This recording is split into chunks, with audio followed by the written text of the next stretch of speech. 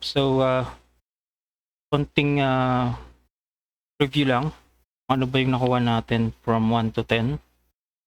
So, kung i-check natin yung bag, nakakuha tayo ng weapons, ng armors, may potions, buff potions, equivalent for 10 minutes, additional na attack speed 20%, skill speed plus 10% for 10 minutes. Ano natin to? Na tayo sa level 11 to 15 naman. Check natin kung ano ba yung mga items kukuha natin.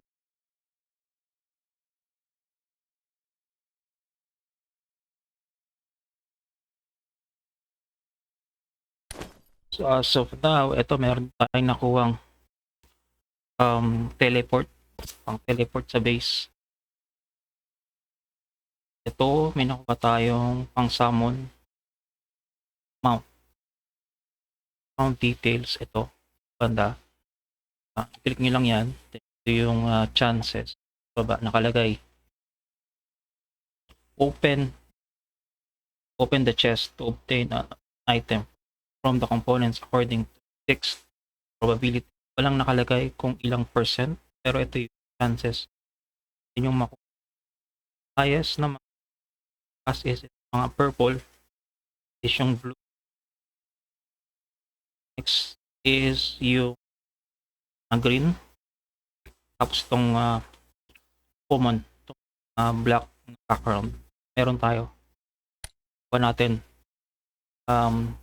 Nasa 1 to 10 tayo. Ito meron din tayong nakuha skill. Skill book. Prowl plus 1. Prowl 1. So the description niya is the character increases its stats. So it plus 1 tayo. Magagamit ng bow and dagger. Plus natin yon. Kukuha mo siya sa merchant, skill, and sa town, and sa main quest. So pag-click lang natin para activate. Okay, so ito siya, nandito pantang top right side. Complete muna natin to. Nakuha tayong bago, belt, armor, level up to 11.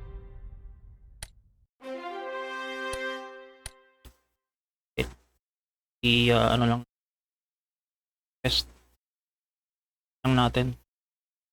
Habang pinupuntahan, ito, may skill na kaninang inactivate.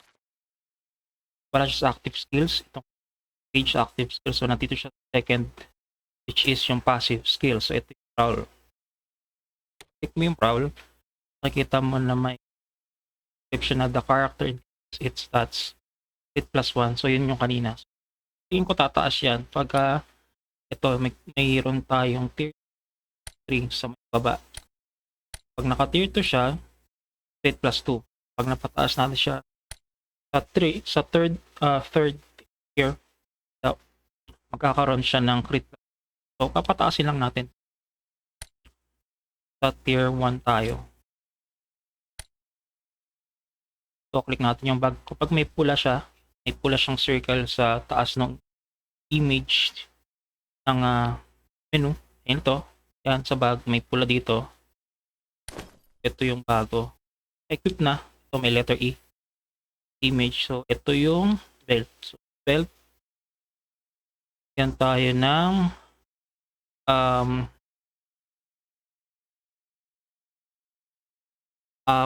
max weight plus 50 to. Sa bag. Ibig sabihin sa bag. Kasi pagka puno ng bag, hindi na tayo makaka-skill. I believe, hindi tayo makakapag-heal. So, makukuha mo siya sa crafting Everything's quiet and peaceful now. Crafting menu. Ang kaso lang wala pa tayo nun kasi low level pa. Kaya magkakaroon tayo nun. Natin to. Yan, nakuha na tayong item. So nakalagay go to nerd. So itik natin sa bag. Ito yung nakuha natin. So nakuha na natin siya nung level 1 pa lang. Isa siya buff. 10 minutes. Attack speed. And skill speed. 10%. Yan. Pa natin na-check kung sa mismo. Tingin ko sa mga HP potion to kasi para siyang potion. Battle siya para siyang HP battle. Level 12.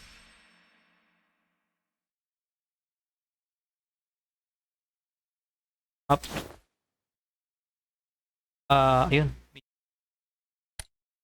Explore mo natin to. Ito yung sa may tabi ng skill. Sa may top right side. Sa menu na to, may pula din. Bagong tayo sub-menu. Pwede i-click lang natin siya. Yan. So, ito present at the meantime. Play natin siya. Sa natapos tong question. Lapit na. Lapit na tayo sa location. Malapit siya sa Nervad Slope. Level 12 nakalagay. So, may level 12 na monsters. Dito naka-locate sila. So, mag-farm. Okay dyan kasi ito, pag-click mo tong level 12 na to, ito, landmark. Yan, makikita mo ulit. Ito yung mga drop. White for common weapons. May mga equipments, crafting material. In the meantime, meron tayong 409k gold or coins. Malapit na siya sa 500k. Level 12 pa lang. Kita natin na taas agad ang bigay ko. Mas mahal yung mga items kasi ang agad ng bigay. You're looking for a man in his Points early atin. 20s.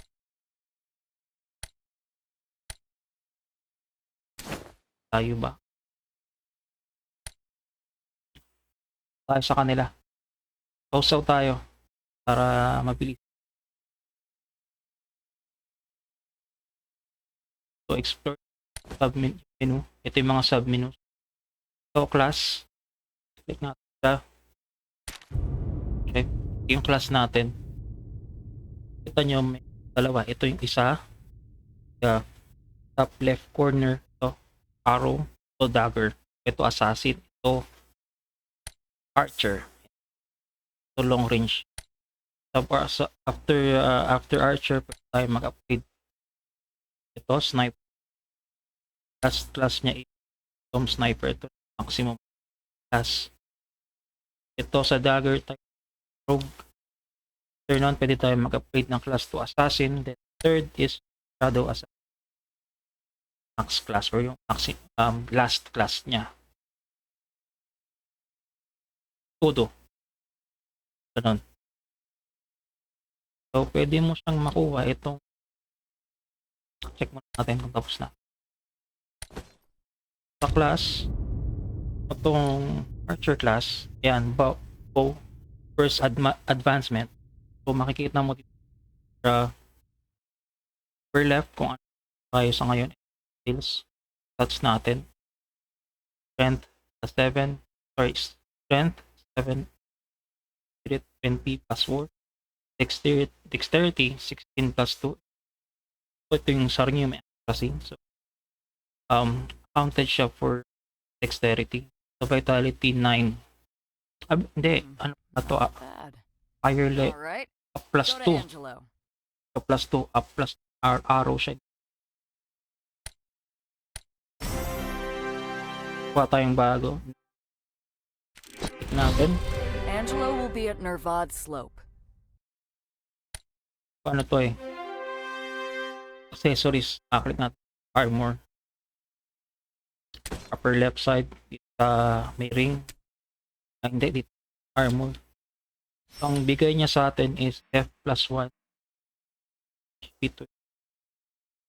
By crafting, hindi store. So, hindi mo kailangan mo siyang i-craft. Ito yung niya 20. So, regarding sa yan. So, so may upper right side. So, wala pa siya nakalagay na. You want to talk to some? Find you the right sort of wood. Nakalagay pa lang is ito yung nasa 80 items. Mismong weight niya magdi-display yan kapag Kapit ang percentage yan eh. Dito banda sa may baba ng email.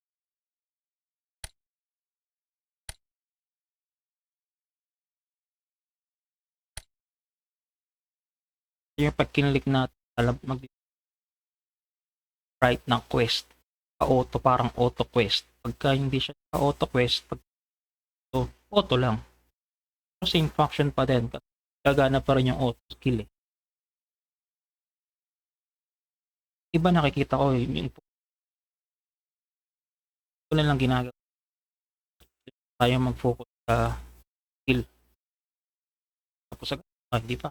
Ulit. Bagong server, server 106. Palabas lang i-check natin. Sales. Kahit saan ng server kayo nag-create, okay lang. O, kung nandyan na kayo, wag na kayong create sa iba kasi ganun din yun eh. Karoon kasing function sa game na battle or feature sa game na Battlefront. So sa Battlefront, ano yun, PK? Kalaban ka siya. Mga nauunang server, taas na level. Kailangan makakahabol ka. Parang pag may bagong server, lipat ka ulit. Ano yun mo na lang yung character mo na patuloy mo na lang. Ganun din naman yun eh. Saka mahirap mag-level. So hanggang 1 to 30 na level after 30 matagal na. Tayo rito kay Zans. Dalawang kill na. Maganda sa arrow or sa archer natin is long range siya. Class natin is hunter, hindi pa siya archer. Complete muna natin to. This looks like enough wood. F14. Kapag click mo tong menu sa upper right click as ito pa lang tayo, hunter. Upper F na. Highlight or E. Ito yung equip sa class. Yung archer, ito yung archer or rogues. Pero mag-archer tayo para tingin ko, alam ko pwedeng magdalawang class mo to pag na-complete mo na yung process to. Isang class pa na to, parang sub-class mo. Pero mag-focus naman tayo sa archer.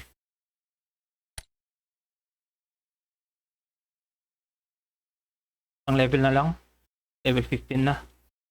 Dapat tayo yung pwede. Ito na character. Okay. 47. Ito yung percentage. So pag nag 100, level up. Layo-layo pa para sa 15. Pero mabilis lang yan. Lower level pa lang tayo. Yan, may highlight. May nakalagay na naman. Nakikita naman tayo na red circle as ng bag. So ito yung HP. Ito na natin kanina to. Kaya hindi na siya wala na siyang red circle as ng HP. Ito na natin. Open na natin yung recent updated na kakakita lang natin. Natagdagan yung post 20. Sana naman yung diamond. May pa diamond naman. Nitro. Baka naman. Rose. Thank you for spending your time. Natin yan. Level 15. Ito sa F. Ang quest lang. Hindi kayo 100%. Paano naman natin to i-unauto? Saan nyo to? Bagong bigay. Necklace. Tama nga. Ayan. Range damage. Accuracy +1. Through crafting. Hindi mo store. So maraming common items. Pwede hindi mo makuha sa store. by crafting lang. So, tingin ko, marami talaga bebenta ng diamond. Kahit common lang, wala siya sa NPCs. Kita natin, tapos siyang E sa taas itong necklace. So, ibig sabihin, hindi pa siya. I-click lang natin. Yan, okay na. So, next video from 15 to 20. Kung gusto niyo pa ng more updates and tips regarding, subscribe lang kayo. Thank you.